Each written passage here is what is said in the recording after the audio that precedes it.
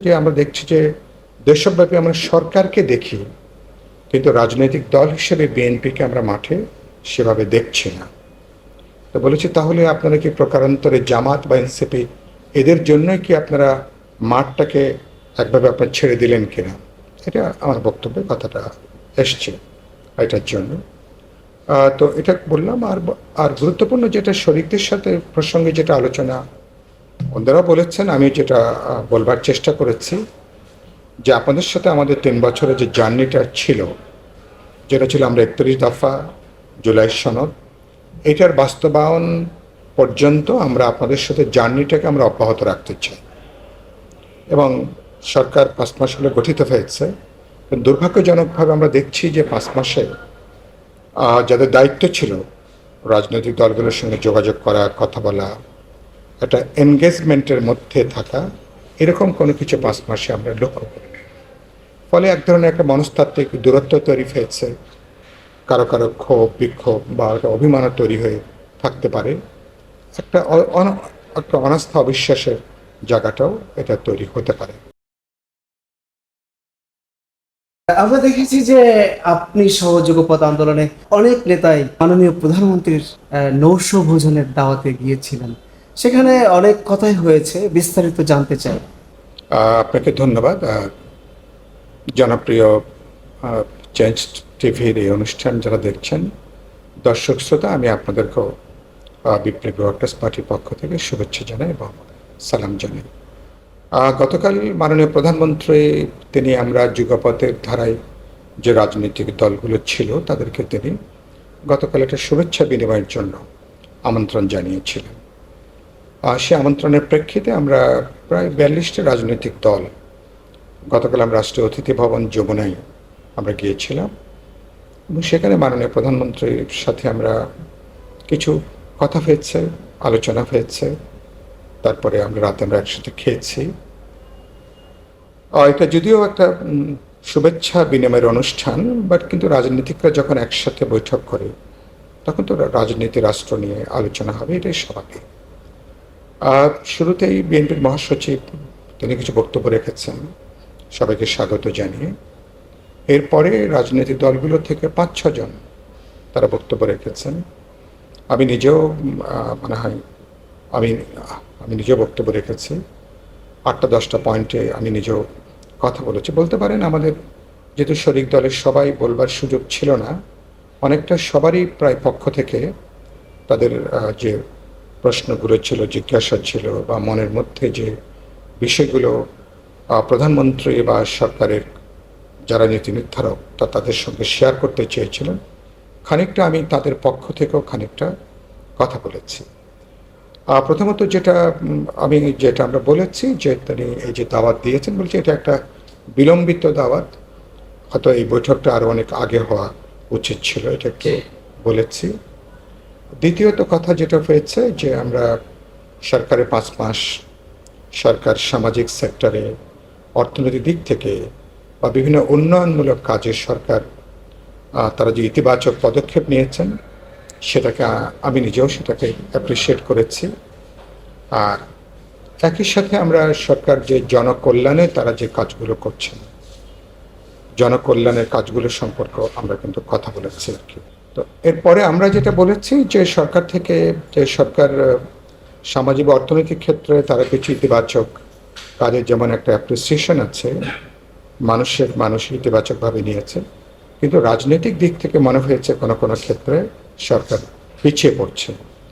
বিশেষ করে সংস্কারের প্রশ্নে, জুলাই সনদের বাস্তবায়নের প্রশ্নে এবং সংসদের বিরোধী দলগুলো তারা সরকারের বিরুদ্ধে একদম অপপ্রচার তারা এটা অব্যাহত রেখেছেন যে বিএনপি কি সংস্কারের বিরুদ্ধে দাঁড়িয়ে যাচ্ছে কিনা, জুলাই সনদের বিরুদ্ধে অবস্থান নিচ্ছে কিনা। আমি বলেছি এগুলোর ক্ষেত্রে বিএনপিকে তাদেরকে চিন্তা করা দরকার কেন এই ধরনের অপপ্রচারগুলো হচ্ছে এবং তারা কিভাবে এগুলোকে তারা মোকাবেলা করবেন ইতিবাচক তাদের বক্তব্য দিয়ে, এটা একটু আলোচনা এসছে।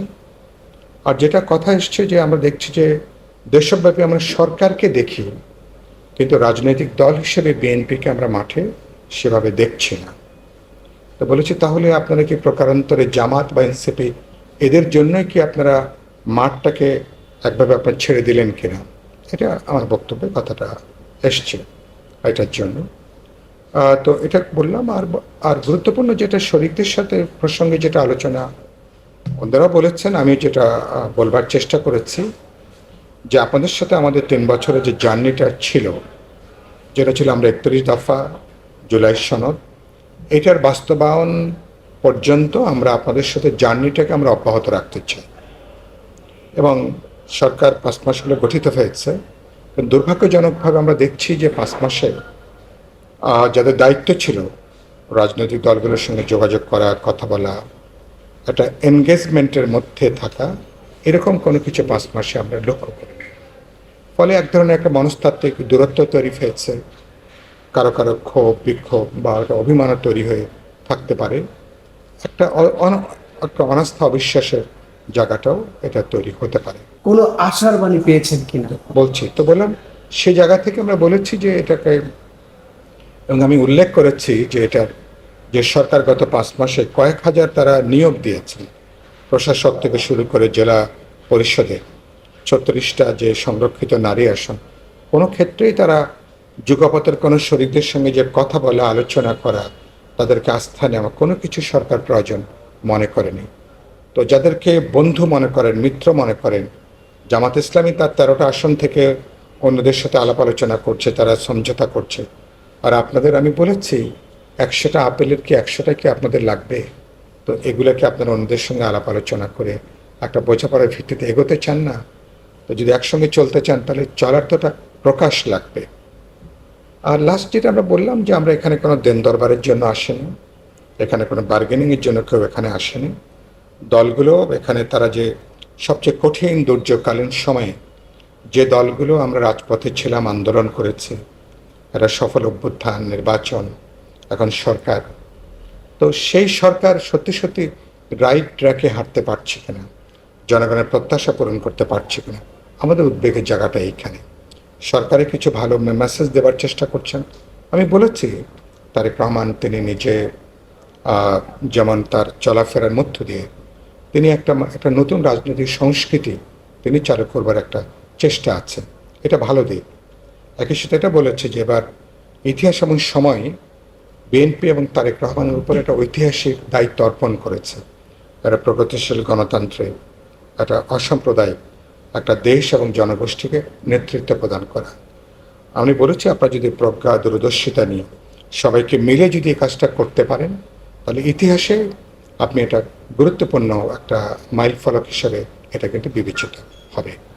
তারেক রহমান সাহেব তিনি শুনেছেন, তিনি নিজেও তার সরকারের গত 5 মাসে যেসব চ্যালেঞ্জগুলো মোকাবেলা করতে হয়েছে তিনি সেটা নিয়ে বললেন, যে কিছুটা দূরত্ব তৈরি হয়েছে, তার জন্য দুঃখ প্রকাশ করেছেন এবং বলেছেন যে না। এবং আমি যখন মাঝখানে বললাম যে আপনারা আমাদেরকে ডেকেছেন, এটা কি না আসলে একটা ফেয়ারওয়েল ডিনার নাকি আসলে একটা নতুন শুরু করতে চান, তিনি তাৎক্ষণিকভাবে ইন্টারভিন করলেন, বললেন সাইফুল ভাই না, এটা ফেয়ারওয়েল ডিনার না, এটা একটা ওয়েলকামিং একটা ডিনার, এটা আমরা আপনাদের সঙ্গে আসলে যাত্রাটা অব্যাহত রাখতে চাই। তো কীভাবে হবে নিশ্চয়ই আমরা এরকম আরও বসবো, কথাবার্তা বলবো, আমরা সলা পরামর্শ করে আমরা এগোতে চাই। তো এইটুকু কথা হচ্ছে। তিনি পরে বললেন যে তারপরে আমরা আরও একটু ঘন ঘন বসবো, আমরা আলোচনা করব কিভাবে একসাথে চলা যায়। এবং তিনি বললেন যে যুগপথের শরিকরা যেটা ছিলেন তিনি সবাইকে নিয়ে তিনি একটা নতুন একটা যেটা বলেছেন একটা পুরো দেশ পুনর্গঠনের কাজটা তিনি এগিয়ে নিয়ে যেতে চান। অনেকেই সমালোচনা করছে যে রাশেদ খানকে প্রধানমন্ত্রীর রাজনৈতিক পরামর্শকারী বানানোতে, আপনি এ বিষয়ে কি বলবেন? না, আমি মনে করি এটা তো প্রধানমন্ত্রী তাকে বিবেচনা করেছেন, তো এটা নিয়ে এটা আমি সমালোচনার বিষয় আমার দিক থেকে আমি দেখি। আমি বরঞ্চ তাকে তো কালকে রাশেদ ওখানে এসেছিল কালকে যমুনাতে, আমি বরঞ্চ তাকে ওয়েলকাম করেছি, আমি তো কনগ্রাচুলেট করেছি। এটা তো প্রধানমন্ত্রীর তার বিবেচনা। এটা তো প্রধানমন্ত্রীর বিবেচনা সম্পর্কে আমার প্রশ্ন তো হলো না তোলাটাই বাঞ্ছনীয়। ও তো দীর্ঘদিন তরুণ হতে পারে কিন্তু আন্দোলনে ছিল, একটা দলের মহাসচিবের দায়িত্ব পালন করেছে, ইলেকশনে বিএনপি ধানের শেষ ইলেকশন করেছিল, দুর্ভাগ্যজনকভাবে হেরে গেছে। তো এখন বিএনপি তার বিভিন্ন আন্দোলনের বন্ধু শরিকদেরকে আস্থায় নেবেন, এটা মূল্যায়ন করবেন, এটাই স্বাভাবিক। কারো কারো হয়তো বা ধরেন ব্যক্তিগত কোনো ইয়ে থাকতে পারে। আমার দিক থেকে এগুলো নিয়ে কোনো আমি বরঞ্চ এগুলোকে ইতিবাচক মনে করি। তিনি যাদেরকে আস্থা রাখতে চান, যে টিম নিয়ে কাজ করতে চান, সেভাবে করছেন। এটা বরঞ্চ আমি আমি আমি ইতিবাচকভাবে দেখতে চাই।